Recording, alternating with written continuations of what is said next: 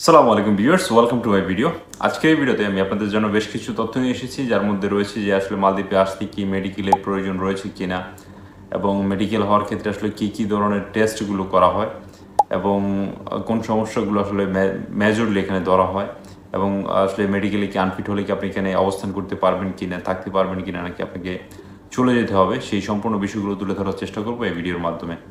So মূল ভিডিওটি শুরু করার আগে যারা নতুন অডিয়েন্স রয়েছেন তাদের কাছে রিকোয়েস্ট থাকবে, প্লিজ আমার চ্যানেলটি সাবস্ক্রাইব করে সাথে থাকুন। আমি আমার এই চ্যানেলে মালদ্বীপ রিলেটেড বিভিন্ন ধরনের ভিডিও আপলোড করে থাকি আপনাদের জন্য। সো যেটি বলছিলাম যে আসলে মালদ্বীপে আসতে কি আসলে মেডিকেলের প্রয়োজন রয়েছে কিনা। সো অ্যাকচুয়ালি মালদ্বীপে আসার আগে বা বাংলাদেশে থাকা অবস্থায় আপনার মেডিকেলের প্রয়োজন নেই। অনেকেই হয়তো বলতে পারেন যে অনেকজনকে আসলে বলা হয়েছে যে আপনাকে কিছু টেস্ট করানোর জন্য, তবে সেটা কোনোভাবে ম্যান্ডেটরি নয় বা যেটা বাধ্যতামূলক নয়। আপনি চাইলে সেটা করতে পারেন, না চাইলে আপনি সেটা ইগনোর করতে পারেন, সমস্যা নেই। কারণ মালদ্বীপে আসার আগে মেডিকেলের তেমন বাধ্যবাধকতা নেই। তবে এটিতে আমি একটি পজিটিভ দিক দেখতে পাচ্ছি, সেটি হচ্ছে যে আসলে আপনি যেহেতু এক দেশ থেকে অন্য দেশে যাচ্ছেন, তো সেক্ষেত্রে আপনাকে ওয়ার্ক পারমিটের আগে এমনিতেও আপনাকে কিন্তু মেডিকেল টেস্ট করতে হবে। তো সেক্ষেত্রে আপনি নিশ্চিত হওয়ার জন্য ডেফিনেটলি দুইটা টেস্ট আপনি করে নিতে পারেন, তবে সবগুলো টেস্টের আপনার তেমন প্রয়োজন না বলে মনে করছি আমি। তো সেক্ষেত্রে আপনি কোন টেস্টগুলো করতে পারেন? আপনি করতে পারেন আসলে ব্লাড টেস্ট করতে পারেন, বুকের একটা এক্সরে করতে পারেন। এই দুইটা মেজরলি এই দুইটা আসলে দেখা হয়। সো এই দুইটা দিক থেকে আপনি যদি ওকে থাকেন, তাহলে আমি মনে করবো যে আসলে আপনার কোনো টেস্টের প্রয়োজন নেই, বা এই বেসিক এই দুটো টেস্ট আপনি করে নিতে পারেন। আশা করি বুঝতে পেরেছেন যে মালদ্বীপে আসার জন্য আগে বাংলাদেশে থাকা অবস্থায় কোনো মেডিকেলের প্রয়োজন নেই। এখানে আরেকটি প্রশ্ন রয়েছে যে আসলে মালদ্বীপে আসার পর আসলে কি ধরনের টেস্ট করা হয় মালদ্বীপে। সো মেজরলি যেটি বলছিলাম, মালদ্বীপে তিনটা টেস্ট মূলত করা হয়। একটা হচ্ছে আপনার ব্লাড টেস্ট করা হবে, বুকের একটা এক্সরে নেওয়া হবে, এবং আপনার ইউরিন টেস্ট বা স্টুল টেস্ট কোনো জায়গায় নেওয়া হবে। মেজরলি এই তিনটা টেস্ট। তবে রিসেন্টলি গত 3 থেকে 4 মাস আগে শুরু হয়েছে যেটা আরেকটা টেস্ট করা হয়। একটা রোগ রয়েছে যে রোগটার ফলে আসলে অনেকে জানেন যে হাত পা অনেক মোটা হয়ে যায়। এটাকে কী রোগ বলে আসলে আমি তেমন সঠিকভাবে বলতে পারছি না, বা এখন মনে পড়ছে না। তো সেক্ষেত্রে সেই রোগটা মালদ্বীপে আগে ছিল না, যেহেতু মালদ্বীপ একটা ট্যুরিজম কান্ট্রি, তারা ট্যুরিজম নিয়ে কাজ করে। সেক্ষেত্রে তারা সবগুলো বিষয় আসলে খুব কেয়ারফুলি আসলে দেখে এই বিষয়গুলোকে, বা নতুন কোনো রোগের বিষয়ে তারা কিন্তু খুব কেয়ারফুল। তো সেক্ষেত্রে তারা এই টেস্টে আসলে অ্যাড করেছে নতুন।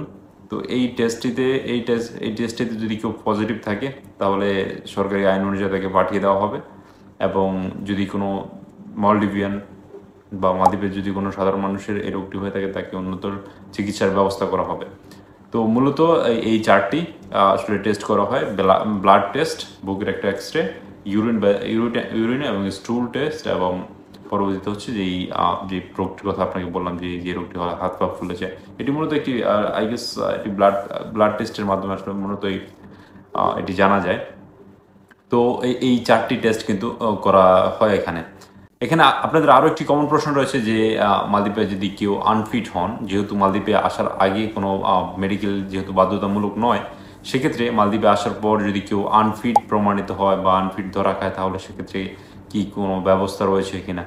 তো আসলে মালদ্বীপ আইন কানুনের দিক দিয়ে মোটামুটি একটু আসলে কেয়ারফুলি বলা যেতে পারে। এখানে আপনি টাকা পয়সা দিয়ে কোনোভাবে কিন্তু ফিট হয়ে যাবেন, তার কোনো আসলে এখানে অপশন নেই।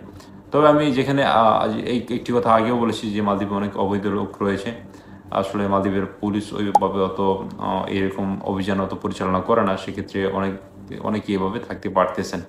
তো সেক্ষেত্রে আপনি যদি কোনোভাবে মালদ্বীপে আসেন এবং মেডিকেলে যদি আনফিট হন, ডেফিনেটলি আপনি যদি চান অবৈধভাবে, অথবা আপনি বেশ কিছু বছর থেকে আপনি যে টাকাটা খরচ করে এসেছেন সেটা চাইলে হয়তো আপনি নিয়ে যেতে পারেন। আপনি এমনিতে কোনো ভিসা পাবেন না, সেটা আপনাকে জানিয়ে রাখি যে আপনার যে 3 মাসের ভিসা থাকে প্রথম অবস্থায় আসার সময় আপনাকে যেটা দেওয়া হয়, তো সেই 3 মাসের ভিসা কিন্তু আপনি বৈধ থাকতে পারবেন। বাকি সময় একটুকু আপনাকে যদি কোনোভাবে থাকেন, তাহলে সেটা আপনাকে অবৈধভাবে থাকতে হবে। আপনার কিন্তু ভিসা হওয়ার কোনো সম্ভাবনা নেই।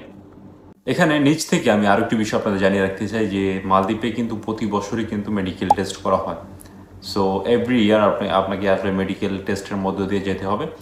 এবং এখানে আরও একটি বিষয় রয়েছে যে যারা কিচেন বা যারা খাবার তৈরি এবং সরবরাহের সাথে জড়িত বা খাবার উৎপাদনের সাথে জড়িত, তাদেরকে কিন্তু প্রতি 6 মাস পর কিন্তু তাদের টেস্ট করা হয়। তাদের 6 মাস পর তাদের ব্লাড স্যাম্পল নেওয়া হয়, তারা সুস্থ আছে কিনা, তাদের গায়ে তাদের কোনো সংক্রামক রোগে তারা আক্রান্ত কিনা, সেই বিষয়গুলো আসলে কিন্তু দেখা হয়। এটি কিন্তু তো যাদের আসলে টুকটাক সমস্যা রয়েছে তারা কিন্তু অ্যাটলিস্ট এই সাইটগুলোতে আপনারা আসলে কোনোভাবেই কাজ করতে পারবেন না। আশা করি আপনাদের প্রশ্নের উত্তরগুলো আপনারা পেয়েছেন।